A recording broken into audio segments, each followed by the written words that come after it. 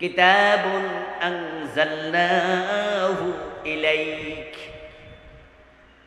I হাযা কিতাব, এ কোরআন এমন একটি কিতাব, আনজালনাহু আমি নাজিল করেছি, ইলাইকা ও প্রিয় নবীজি আপনার কাছে। এই কিতাব রাসূল ঘরে বৈশা লিখছে, বানাইছে, নাকি আল্লাহ নাজিল করেছে? মক্কার কাফেররা বলতো রাসূল নাকি ঘরে বসে এটা বানাইছে। এজন্য তাদের বড় বড় কবিরাও বলেছিল এই জাতীয় কিতাব আমরাও বানাতে পারি। আল্লাহ তাআলা তখন বললেন চ্যালেঞ্জ দিয়ে, ইন কুনতুম ফি রাইবিম মিম্মা নাযালনা আলা আবদিনা ফাতু বিসূরাতিম মিন মিসলিহি। এই মিয়ারা, তোমরা কোরআন বানাতে পারো তো দূরের কথা, এ কোরআন আমি নাজিল করেছি। যদি সন্দেহ থাকে তাহলে কোরআনের ছোট্ট একটা সূরা বানায়া দেখাও দেখি। এই কোরআনের সাথে সমান হওয়া লাগবে, কোরআনের মতো হওয়া লাগবে। তারা অনেক চেষ্টা করেছে, এক পর্যায়ে বলতে তারা বাধ্য হয়েছে, লাইসা হাযা মিন কালামিল বাশার, না এটা আসলে মানুষের কিতাব না। তারা কোরআনের আয়াতের মতো একটা আয়াত বানাতে পারে নাই।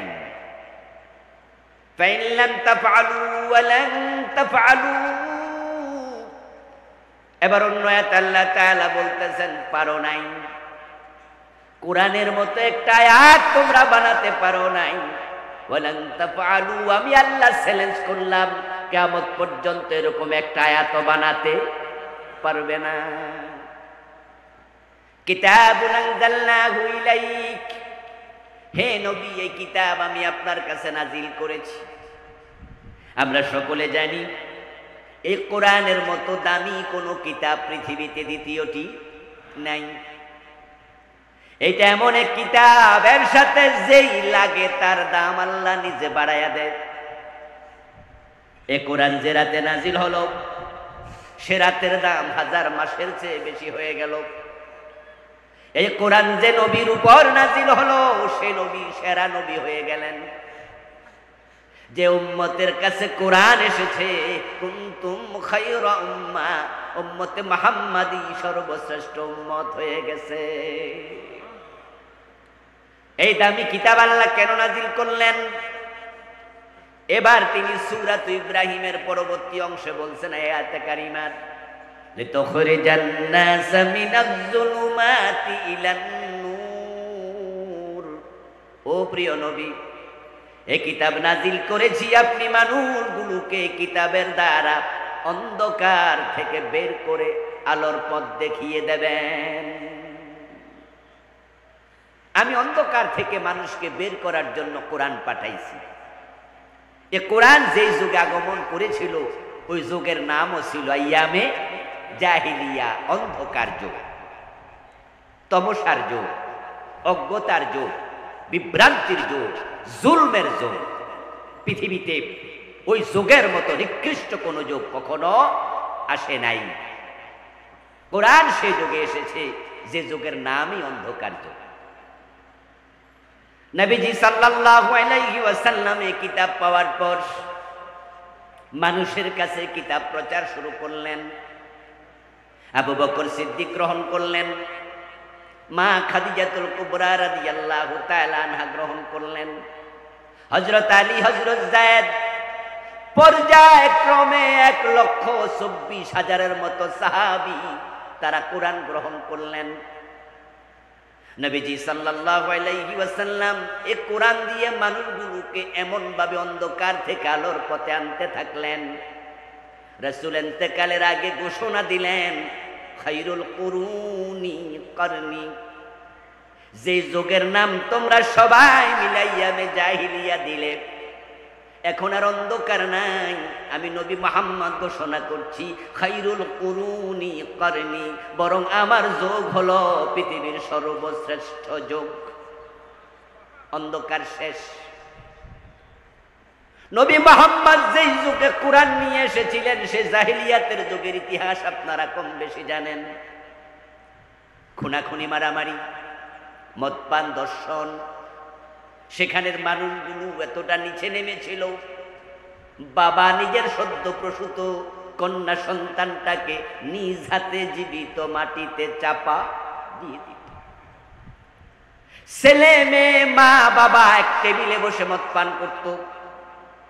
যার হাতে যত বেশি মানুষ খুন হতো তাকে তত বীর পুরুষ উপাধি দেয়া হতো। কবিদের লেখা বড় নিকৃষ্ট কিছু কবিতা, যেগুলোর আলোচ্য বিষয় প্রতিপাদ্য ছিল নারীদের দেহের বিভিন্ন অঙ্গের সৌন্দর্য। তারা কবিতা লিখত কার বাড়িতে কত গ্যালন মদ একদিনে খাওয়া হয়, পান করা হয়, কোন ব্যক্তি কত মানুষকে খুন করেছে। নারী, যুদ্ধ এবং মদ ছিল যাদের কবিতার মূল প্রতিপাদ্য। তাদের লেখা কবিতা তারা কাবার দেয়ালের মাঝে সোনালী অক্ষর দিয়া রেশমি কাপড়ে লিখে টানায়া রাখত। ওই 7টা বড় বড় কবির কবিতার নাম ছিল সাবা মুআল্লাক। যেই যুগে একজন সুন্দরী মেয়ে নিজের বাবার বাড়ি থেকে বের হয়ে স্বামীর বাড়ি যাওয়ার পথে যদি 1-2 কিলোমিটার পথ একা অতিক্রম করত, পথিমধ্যে ধর্ষিতা হওয়া লাগতো। ইজ্জত কেড়ে নিয়ে যেত জালেমরা, গায়ের গহনা গাটি কেড়ে নিয়ে যেত ডাকাতেরা, কোলের সন্তানটা পর্যন্ত কেড়ে নিয়ে ওকাজ মেলায় দাস বানায়া বিক্রি করে দিত। যেখানে শান্তি ছিল না, নিরাপত্তা ছিল না, মানুষের জীবনের ইজ্জতের সম্পদের কোনো নিরাপত্তা নাই। ইসলাম যখন আসলো, কোরআন যখন আসলো, নবীজি 23 বছর নবী ছিলেন। তারপরে তিনি চলে গেলেন। আবু বকর সিদ্দিক 2 বছর 6 মাসের কম বেশি তিনি খলিফা ছিলেন। এই হলো 25 বছর। তারপরে হযরত ওমর ক্ষমতায় আসলেন। আমরা দেখেছি হযরত ওমরের যুগে অর্ধ দুনিয়ার সম্রাট ওমর গাছতলায় একা একা ঘুমিয়ে থাকতেন। এতটাই শান্তি এসেছিল, বডিগার্ডের কোনো প্রয়োজন আর ছিলই না। অশান্ত পৃথিবীকে এই কোরআন শান্তি দিয়ে ভরপুর করে দিয়েছেন। প্রিয় ভাইয়েরা, আল্লাহ বলে আমি কোরআন পাঠিয়েছি অন্ধকার থেকে মানুষকে আলোর পথ দেখাতে, জুলম থেকে বের করতে, অন্যায় অনাচার থেকে বের করতে। আমি আপনাদের কাছে এবার যতটুকু বললাম এর আলোকে প্রশ্ন রাখতে চাই। জাহিলিয়াতের যুগে যে অপরাধগুলো ছিল আমাদের বাংলাদেশে, খুন, ধর্ষণ, চিন্তাই, রাহাজানি, সুদ, ঘোষ, মদ, এগুলো আছে না নাই? জাহিলিয়াতের যুগে যা ছিল বাংলাদেশে অনেকগুলাই আছে, বরং কোনোটা আগের চেয়ে আরো বেশি। এবার বলুন তো, বাংলাদেশে আল্লাহর কোরআনটা আছে না নাই? হ্যাঁ না জোরে বলতে হবে, আছে না নাই? তো রাসূলুল্লাহ যে যুগে এসেছিলেন নবুয়তের আগে কি কোরআনটা ছিল? তো কোরআন আসার পরে যদি শান্তি কায়েম হয়, বাংলাদেশে তো ঘরে ঘরে কোরআন আছে, মাদ্রাসায় কোরআন আছে, মসজিদে কোরআন আছে।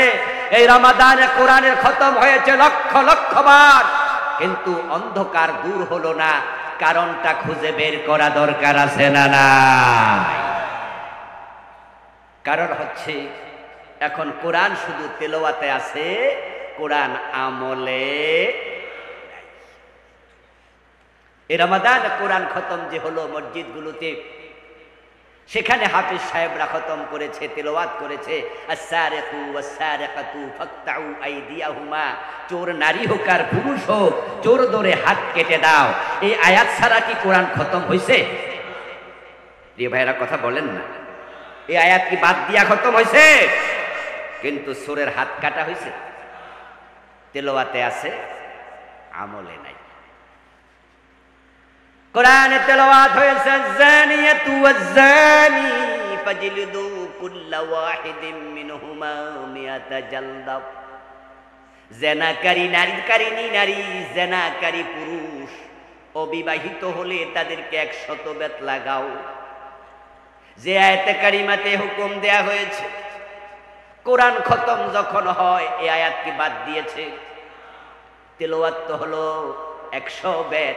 54 বছরের বাংলাদেশে কোন জেনাকারীকে দেয়া হয়েছে একবার? কোন প্রমাণ আছে? তেলাওয়াতে আছে, আমলে নাই। কোরআনে আছে লা লাহুল খালকু ওয়াল আমর, বাংলা অনুবাদ হলো সাবধান, সৃষ্টি যার আইন চলবে শুধুই তার। কে বলেছেন? সবাই বলেন না ভাইয়েরা, কে বলেছেন? এটা আওয়াজ দিয়ে বলুন তো, সৃষ্টি কার? আইন চলবে কার? এই 54 বছর আল্লাহর আইন চলে না ব্রিটিশ আইন? তাহলে তেলাওয়াত করলেন কি আর কামে করলেন কি? এই যেন সেই রোগীর মতো, যে রোগীর জ্বর উঠার পরে ডাক্তার লিখে দিয়েছে নাফা খাবেন, প্যারাসিটামল। ও বেটা লেখা স্লিপটা, প্রেসক্রিপশনটা বাড়িতে এনে সকাল বিকাল 3 বার পড়তেছে Nafa Nafa Nafa, paracetamol paracetamol paracetamol. জ্বর যাবে তো? কথা বলে না, জ্বর যাবে? কারণ ডাক্তার কিরা লেখা পড়ার জন্য দিছে না লেখা পড়া দেখা খাওয়ার জন্য? এ কিনছেনি, খাইছেনি, তো জ্বর যাবে কেমনে? বাংলাদেশে এমন একজন রোগীও পাওয়া যাবে না যে ডাক্তারের লেখা দেখে দেখে সকাল সন্ধ্যা তেলাওয়াত করবে। বরং যদি এটা কেউ করে তাহলে মানুষ তাকে পাগল বলবে। কিন্তু কোরআনের বিধানগুলো শুধু পড়ে 54 বছরে মানে না, তোমাদেরকে পাগল বলা লাগে। এই দেশের হাফেজ সাহেবরা পাগল, মাওলানা সাহেবরা পাগল, বক্তারাও পাগল, খতিবরাও পাগল। কারা? যারা কোরআন পড়েছে মানাতে লাগে এটা বোঝে না, তাদের সংখ্যাই সমাজে বেশি। যে কোরআন আল্লাহ তাআলা কিতাব হিসাবে মানার জন্য দিলেন, আমরা যারা কোরআন ওয়ালা, আমি বলি না বেনামাজিদের কথা, বলি না বেরোজগারির কথা, কোরআন যারা পড়ে না তাদের কথা আমি বলতে চাই না, মৎখর ঘুষখোর ওই চাঁদাবাজদের কথা বলতে চাই না, আমি কোরআন যারা পড়ে নামাজিদের কথা বলতে চাই। কোরআন ওয়ালারা যদি কোরআনের আইনের পক্ষে আসে, এই দেশে কোরআনের আইন কায়েম হতে 1 বছরও লাগবে না। কিন্তু এই দেশে কোরআন তেলাওয়াত যতজনে করে, কোরআন যতজনে পড়ে, কোরআন নামাজে পড়ে, তেলাওয়াতে পড়ে, তারা যদি কোরআনের আইনের পক্ষে আসতো, কত আগেই তো কোরআনের আইন কায়েম হতো। তারা কোরআনকে নিয়েছে তেলাওয়াতের কিতাব হিসাবে। জিনে ধরলে কোরআন পড়ে ফু দেবে, তারা কোরআনকে তাবিজ বানায় লিখে গলায় ঝুলাবে। বাবা মারা গেলে, মা মারা গেলে হুজুর আইনা খতম করাবে। কিন্তু কোরআন তারা সমাজে বাস্তবে মানবে না। যারা কোরআন মানবে না, হাসরের ময়দানে আল্লাহ তাদেরকে অন্ধ বানিয়ে তুলবে।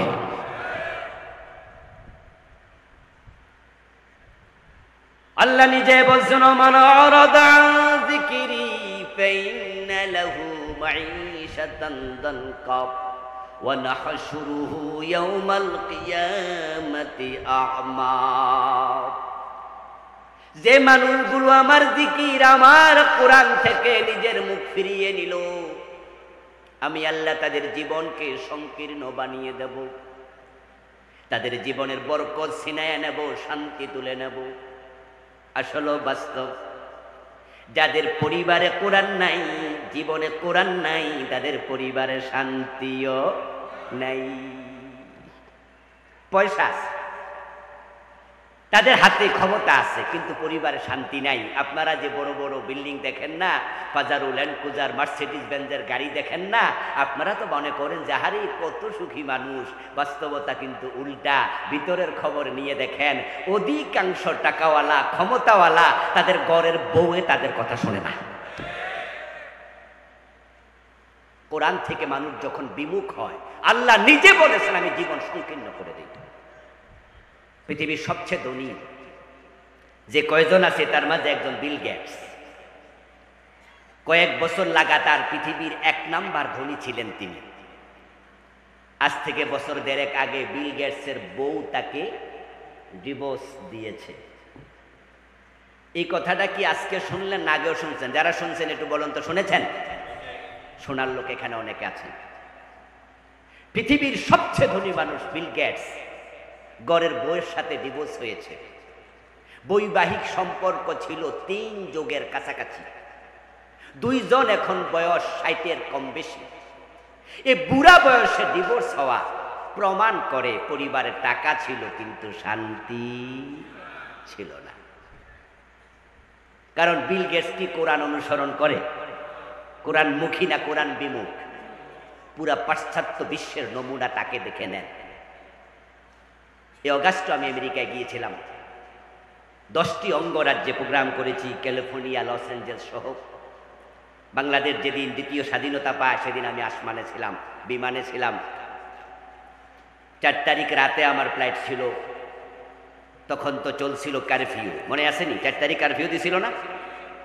এই কারফিউর মাঝে আমার টিকিট করা ছিল তো আগেই, তাই আমি কারফিউর ভিতরেই বিমানে উঠলাম, গিয়ে সকালবেলায় ফ্লাইট। তুরস্কে গিয়ে 3 দিন ছিলাম। তুরস্কে নেমেছি, এয়ারপোর্টে নেমে শুনলাম যে শেখ হাসিনা পালাইছে। তারপরে আমেরিকায় গিয়ে 15-20 দিনের একটা লম্বা সফর করলাম। সেখানকার মানুষকে কাছ থেকে দেখেছি, আমি আর আগেও 2বার গিয়েছি, এটা ছিল আমার 3য় সফর। পাশ্চাত্য বিশ্বে অনেকের পরিবারে শান্তির তালিবাস্য নাই। পৃথিবীর সবচেয়ে ধনী মানুষ তারা, কিন্তু পৃথিবীর পারিবারিক সবচেয়ে অশান্ত তারা। ছেলে মেয়ে বয়স 18 হলে মা বাবার কথা শোনে না, মা বাবা শাসন করার কোনো অধিকার রাখে না, কোনো কথা বলা যাবে না, এমন তাদের উচ্ছৃঙ্খল জীবন। স্বামীর কথা স্ত্রী শোনে না, স্ত্রীর কথা স্বামী শোনে না। জেনা, ব্যভিচারে পুরাটা সমাজ পড়া। পৃথিবীর সবচেয়ে বড় দেশগুলোর মাঝে ক্ষমতাধর, তার মাঝে আয়তনের দিক থেকে সবচেয়ে বড়র মাঝে একটা হচ্ছে কানাডা। আমেরিকার চেয়েও বেশি। কানাডার বর্তমান প্রধানমন্ত্রী কি নাম বলেন না? 2 একজন। জাস্টিন ট্রুডো, পৃথিবীর সবচেয়ে সুদর্শন ব্যক্তিদের একজন। পৃথিবীর সবচেয়ে সুদর্শন যত নেতা আছে তাদের মাঝে জাস্টিন ট্রুডো নাম্বার 1। বয়স এখনো 40 হয়নি, একবার স্মার্ট। কানাডা হচ্ছে পৃথিবীর সবচেয়ে শান্তি বিরাজিত দেশের একটি দেশ, কিন্তু জাস্টিন ট্রুডোর বউ গত বছর তাকে ডিভোর্স দিয়েছে। পৃথিবীর সবচেয়ে ক্ষমতাধর রাষ্ট্রগুলোর একটি রাষ্ট্রের রানিং প্রধানমন্ত্রী, তার বউ তাকে ডিভোর্স দেয়া প্রমাণ করে ক্ষমতা ছিল, শান্তি ছিল না। আর যারা ইসলামওয়ালা, আপনারা দেখবেন ইসলামওয়ালাদের পরিবারে শান্তি কাকে বলে। বাংলাদেশে যত ডিভোর্সের ঘটনা ঘটে, আপনি 1000 ডিভোর্স নিয়ে, তালাক নিয়ে গবেষণা করবেন, তার মাঝে আলেমের পার্সেন্টেজ 1% না। আলেমদের পরিবারের মতো শান্তি অন্য কারো পরিবারে পাবেন না। আলহামদুলিল্লাহ, আলহামদুলিল্লাহ। আমারও বৈবাহিক দাম্পত্যের বয়স হয়ে গেছে, 2002 বিয়ে করছি, এখন 25, মানে 23 বছর পার হয়ে গেছে। এর মানে দাড়ি পেকে গেছে, কিছুটা বুড়া বুড়া ভাব তৈরি হয়েছে না? আমার বউ বুড়া হয় নাই, উনিও হয়েছে, উনার বয়সও 50-এর কাছাকাছি, আমার 50 পার হতে চলেছে। কিন্তু আল্লাহর শুকরিয়া, এখনো মাহফিলে আসতে 2-3 বার ফোন দেয়, যাওয়ার সময় দেয়, নামলে দেয়, খবর নেয়, কোথায় আছেন, ওটুকু আসছেন। আমি একা না, এটা আমার অভিজ্ঞতা। যত আলেম আছে 100 জনের মাঝে 99 জন আলেমের পরিবারে জান্নাতের শান্তি বিরাজ করে, কারণ আমরা কোরআনমুখী। আলেমদের পরিবারে পরকিয়া নাই, কোরআনওয়ালারা পরকিয়া করতে পারে না। তাদের স্ত্রীরা স্বামীমুখী হয়, স্বামীরা স্ত্রীমুখী হয়। আর যাদের পরিবারে কোরআন থাকে না, স্বামী পর নারীমুখী হয়, স্ত্রী পর পুরুষমুখী হয়, সন্তান গাঁজাখোর হয়। আপনাদের এটা কোন থানা? সীতাকুণ্ড থানা। সীতাকুণ্ড থানায় যদি 500-700 মসজিদ থাকে, আপনি যদি চান সেখানে আপনি খোঁজ খবর নেবেন, 500 মসজিদের ইমাম সাহেবের সন্তানদের মাঝে মদ খায় এমন কয়জন ইমামের সন্তান পাবেন? 1 জন পান কিনা সন্দেহ। আলেমদের সন্তান মদখোর হয় না, আলেমদের স্ত্রী বেপরদায় বাজারে যায় না, আলেমদের মেয়েরা বেপরদায় স্কুল কলেজে পড়তে যায় না। শুধু আলেম নয়, যারা কোরআনমুখী তাদের সন্তানরা হয় সৎকঞ্জার বেটি, সবাই আল্লাহমুখী হয়, তাদের স্ত্রী সন্তানরা আল্লাহমুখী হওয়ার কারণে তাদের সন্তানদের মাঝে, স্ত্রী সন্তান পরিবারের মাঝে একটা রহমতের সম্পর্ক আল্লাহ তাআলা দুনিয়াতে দেয়। এবং এই মানুষগুলোকে আল্লাহ ওয়াদা দিয়েছেন, আল্লাযীনা আমানু ওয়াত্তাবা'আতহুম যুররিয়াতুহুম বিঈমান আলহাকনা বিহিম যুররিয়াতাহুম, যারা ঈমানওয়ালা আমলওয়ালা আমি তাদেরকে তাদের সন্তান সহ আবার জান্নাতে একসাথ করে দেব।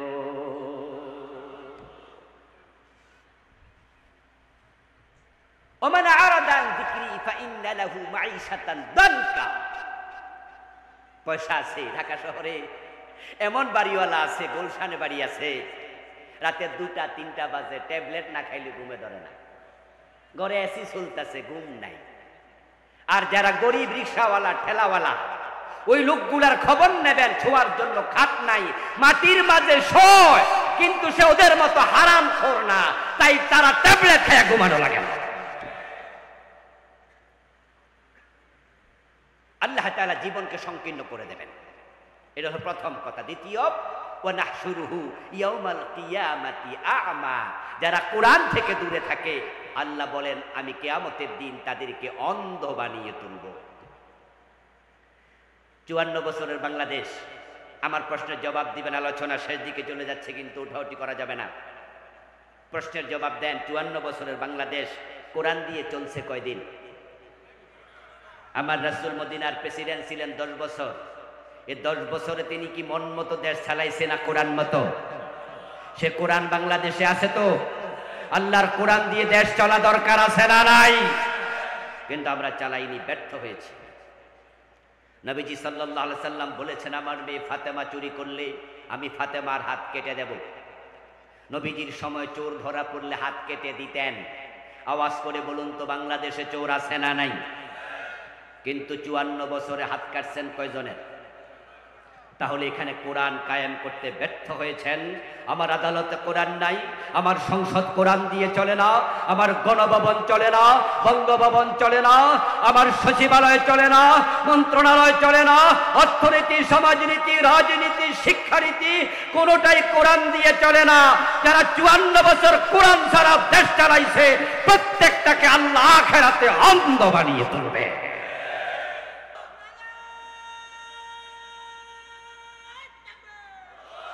আমার দিনী ভাইয়েরা, হযরত ওমর তো অর্ধ পৃথিবীর প্রেসিডেন্ট ছিলেন, ঠিক নয় কি?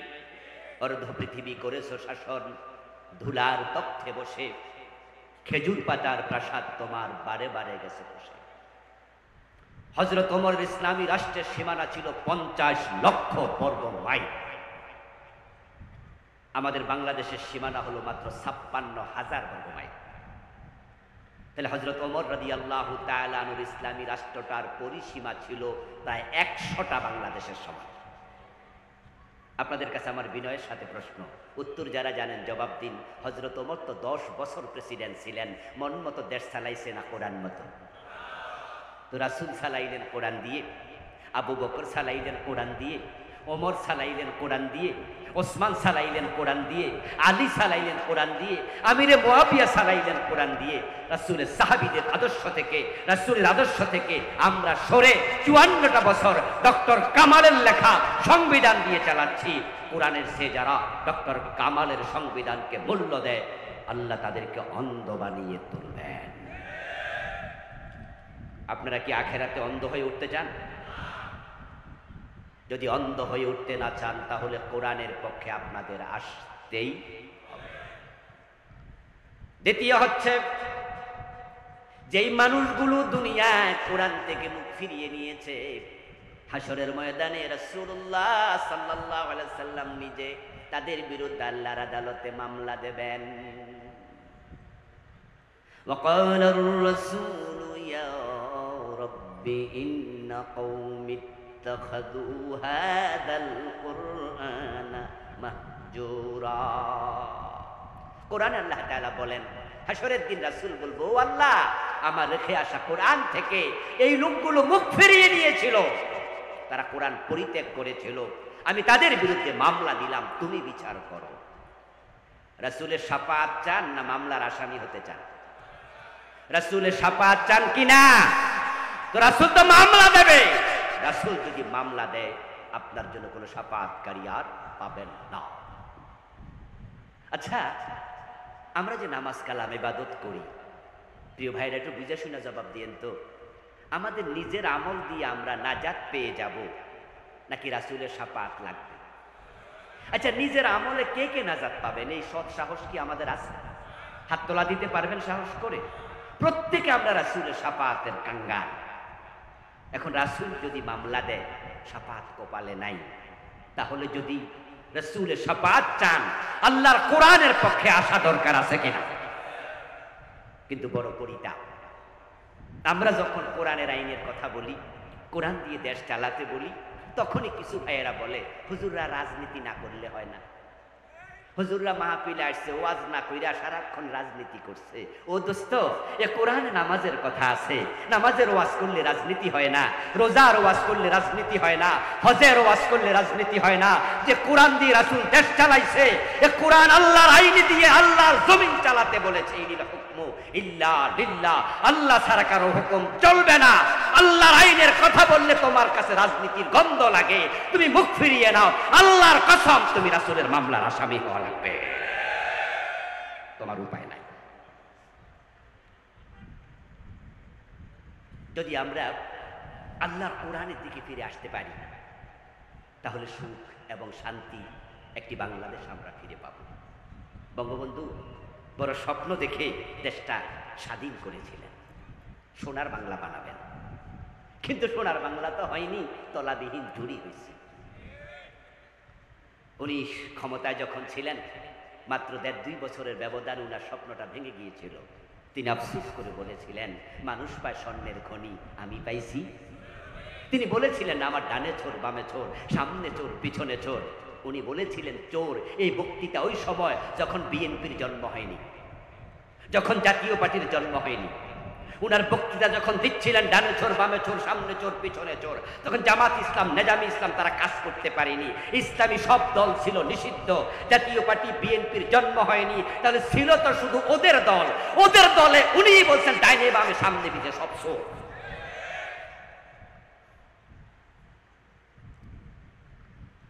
ওরা যে চোর এটা তো আমরা কয়দিন আগে টের পাইছি। ইসলামী ব্যাংকের 18টি শাখা থেকে এস আলম গ্রুপ টাকা বিদেশে পাচার করেছে 80,000 কোটি। এস আলম গ্রুপ কি একাই খাইছে না ভাগ অন্যরাও পাইছে? এই চুরির সাথে প্রধানমন্ত্রী জড়িত, এই চুরির সাথে গভর্নর, বাংলাদেশ ব্যাংকের গভর্নর জড়িত, এই চুরির সাথে অর্থমন্ত্রী জড়িত। ওদেরকে পার্সেন্টেজ দিয়ে এস আলম গ্রুপ চুরি করেছে। এখন যদি কোরআনের আইনের কথা বলেন যে কোরআনের আইন আসলে চোর ধরে হাত কাটা শুরু হয়ে যাবে, ওরা বিরোধিতা করবে না তো আমাদের কপালে চুমু দেবে, কারণ তারা তো ঘরে আয়নার সামনে দাঁড়াইলে আয়নার ভিতরে চোর দেখতে পায়। আলহামদুলিল্লাহ, আগস্ট বিপ্লবে, জুলাইয়ের বিপ্লব আমাদেরকে নতুন করে স্বপ্ন দেখাচ্ছে। কথা উঠেছে সংবিধান ব্যর্থ, এই জন্য নতুন সরকার, অন্তর্বর্তীকালীন সরকার, তারা সংবিধান পরিবর্তনের জন্য উদ্যোগ নিয়েছে, সংস্কার কমিটি বানিয়েছে, সংস্কারের দাবি উঠেছে। আমার প্রশ্ন হলো, এই সংবিধান কি 72 থেকে এ পর্যন্ত 18 বার সংশোধন হয়নি? এই শিক্ষিত ভাইয়েরা কথা বলে না কেন? 18 বার সংশোধন হয়নি তো 18 বার সংস্কার করে লাভ কি হয়েছে? যে লাউ সেই কদু। 18 বার পরিবর্তন তো হলো, কোনো কাজ হলো না, লাভ হলো না। ডক্টর কামালের লেখায় সংবিধান আমাদেরকে শান্তি, সুখ, সমৃদ্ধি কিচ্ছু দিতে পারেনি, নিরাপত্তা দিতে পারেনি। এটা সংস্কার করে কোনো লাভ হবে না। আমাদের দাবি একটাই, ওঠো, এটা বাদ দিয়ে কোরআনকে সংবিধান বানিয়ে দাও। কোরআন সংবিধান হওয়া দরকার আছে না নাই? কোরআন সংবিধান হোক, আপনারা চান কিনা? কারা কারা চান হাত তুলে দেখা।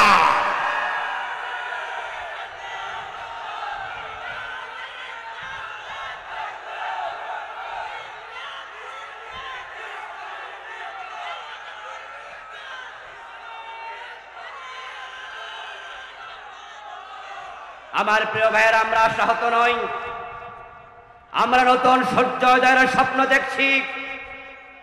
আমরা দিবা স্বপ্ন নয়, আমরা বরং ঘুমে থেকে স্বপ্ন দেখি। এবং আমরা জেগে জেগে স্বপ্নের বাস্তবায়নের চিন্তা করি। হতে পারে এবারে যদি আমরা ইসলাম ওয়ালারা এক হয়ে যাই, আলেমরা একটা ভোটের বাক্স দিতে পারে, আগামীর সংসদে কোরআন ঢুকে যাবে। সেটা সম্ভাবনা আমরা দেখতে পাচ্ছি। ইসলামী দলগুলো কাছাকাছি আসছে ইনশাআল্লাহ। যদি এই দেশের আলেমরা এক হয়ে যায়, আমরা আগেকার ইখতিলাফ ভুলে যেতে চাই। আলেমদের মাঝে মাসালা নিয়ে ইখতিলাফ ছিল, থাকবে।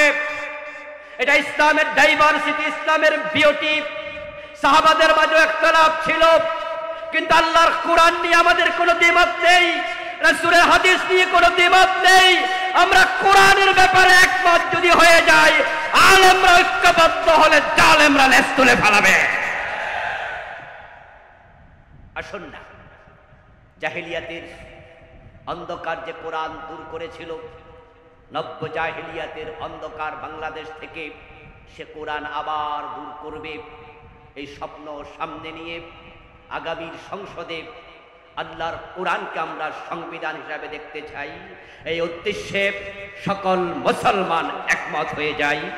আল্লাহ আমাদের তৌফিক দান করুন, সবাই বলি আমিন।